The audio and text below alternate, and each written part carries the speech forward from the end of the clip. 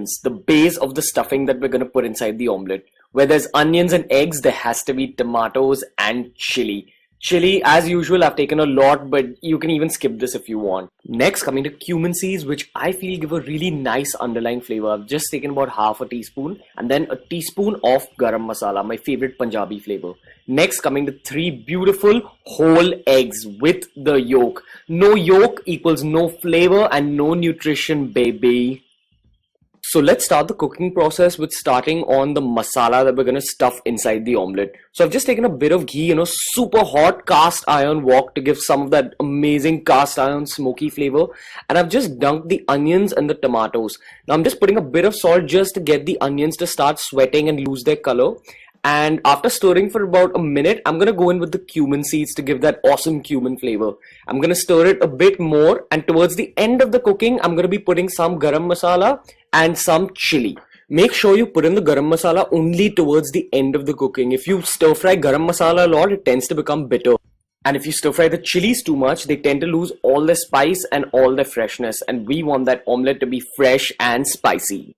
Once we're done with the masala, I'm just going to take 3 whole eggs, break it like this, and make sure you get the yolk in there. Remember, yolk equals nutrition and yolk equals flavor. Even if you have a few extra calories with the yolk, it's worth it. So just season it with a bit of salt, a bit of pepper, and then just start whisking it up with a fork like this.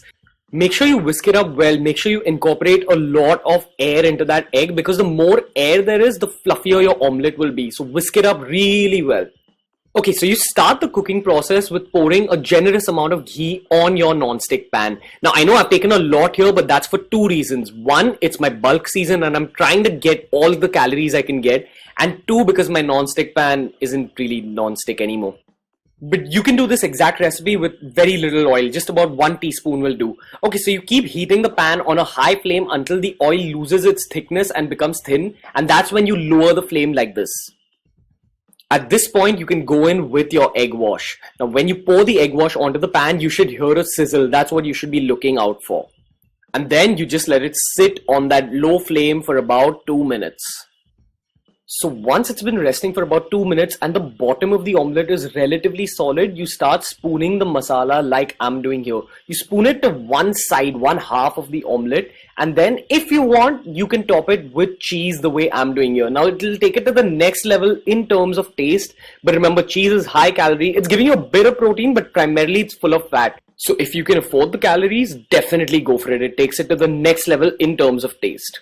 So you let the omelette cook a little bit more until only the top surface of the omelette is runny. So the base will be solid like this, and this is the tricky part. Once the base is solid, you flip it very carefully like this.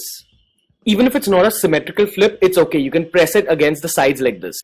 The final step in the cooking process is to just cover the omelette like this and let it remain on a super low flame for about a minute or a minute and a half. This cooks away all the runniness, melts all the cheese, and combines all the flavor beautifully. You can serve this